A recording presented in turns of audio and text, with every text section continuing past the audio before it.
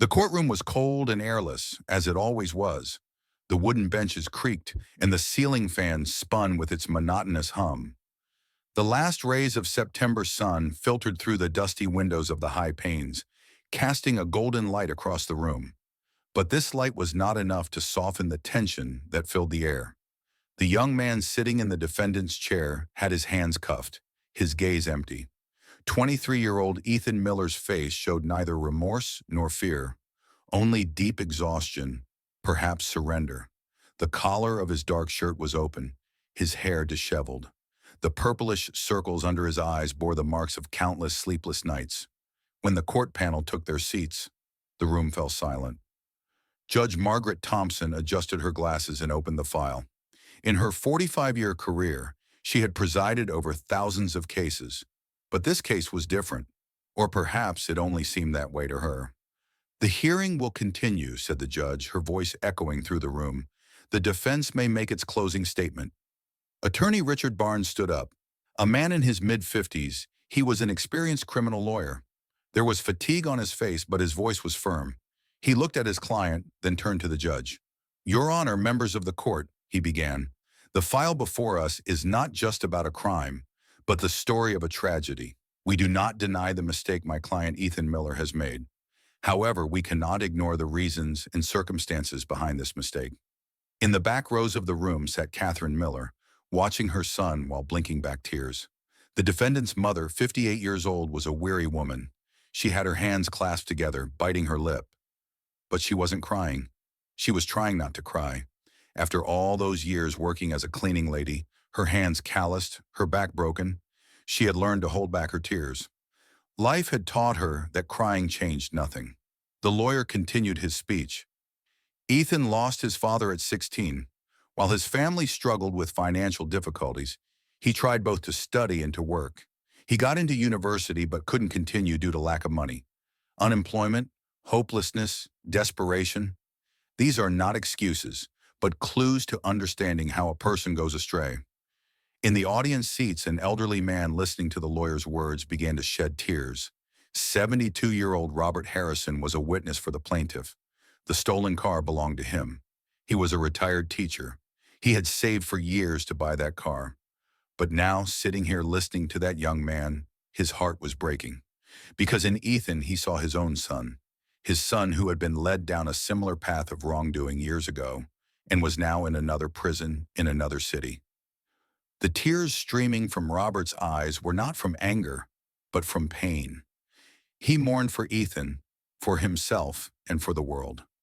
After the defense, the prosecutor took the floor. She was a young woman, Attorney Sarah Walsh. Her tone was sharp and determined. "Your Honor, there is no doubt that the crime was committed. The defendant knowingly and willfully stole another person's property. We must consider the victim's situation, his age, his labor. Justice is only served when the deserved punishment is given." As the prosecutor spoke, a young woman sitting in the corner of the room was crying silently. Emily was Ethan's ex-girlfriend. They had broken up 2 years ago, but she still couldn't forget him. She knew what a good person Ethan was. She was trying to understand how he had slipped, how he had fallen. She clutched the handkerchief in her hand, trying to wipe away her tears, but new drops came. Emily remembered that day, the day Ethan had told her, "Everything will be fine. I'll find a solution." But the solution Ethan found had led to disaster. Now she sat here watching the man she loved being destroyed. Judge Margaret Thompson sighed as she reviewed the file. She had been doing this job for years, but it had never gotten easier. Every case was a life story.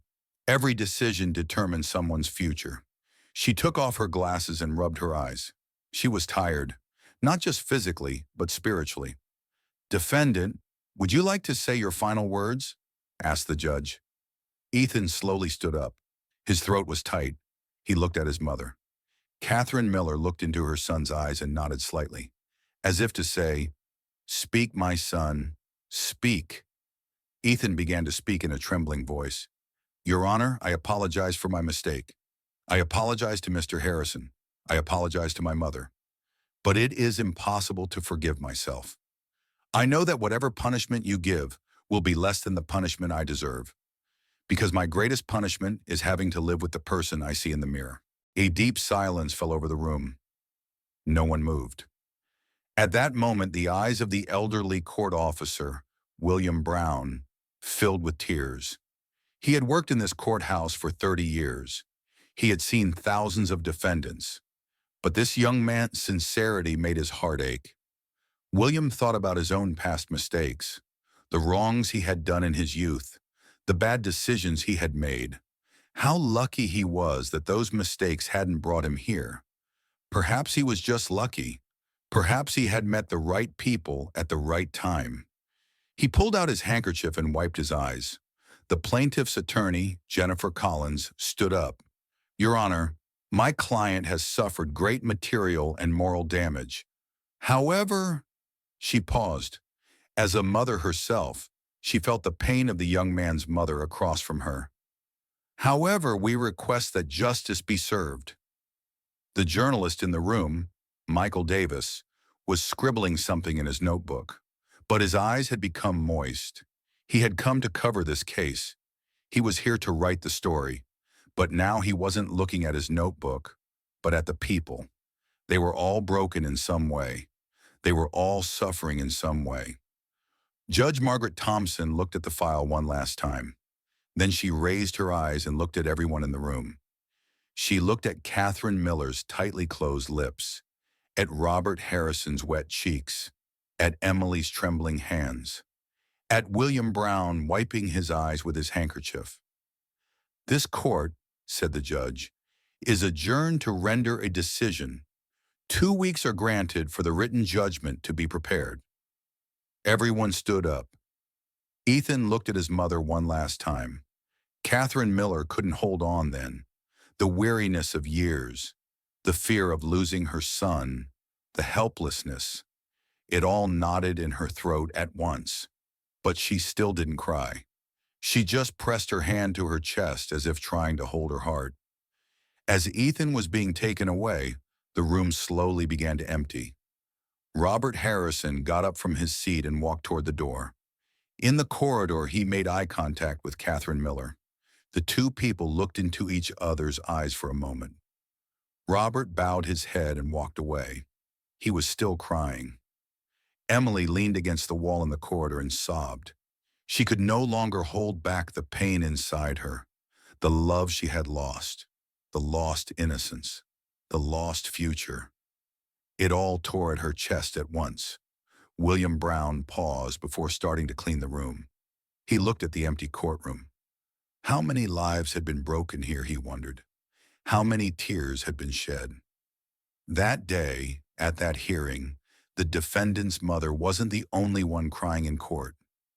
Perhaps she was the one who cried the least. Everyone had cried in some way. Everyone had been broken in some way, because justice was sometimes cold and objective, but people were always warm and fragile. And that day, in that courtroom, it wasn't just crime and punishment being weighed on the scales of justice. Human fragility, remorse, pain, and mercy were also being weighed. The sun had completely set now. The light reflecting on the street lamps in front of the courthouse danced with the wet spots on the asphalt. The evening rain was about to begin. Everyone was returning to their homes, to their lives. But what happened in court that day had left a mark on all their hearts. Catherine Miller sat at the bus stop, waiting for the rain. She still hadn't cried. Perhaps she never would. Because some pains are so deep they cannot fit into tears. Some sorrows are lived in silence, growing inside, seeping into the bones over time. But that night, when she returned home and looked at her son's childhood photographs, perhaps then she would cry. Perhaps then she would release all the pain, all the fear, all the hopelessness she had stored up. And even though the defendant's mother wasn't the only one crying in court, perhaps she would be the one who cried the deepest.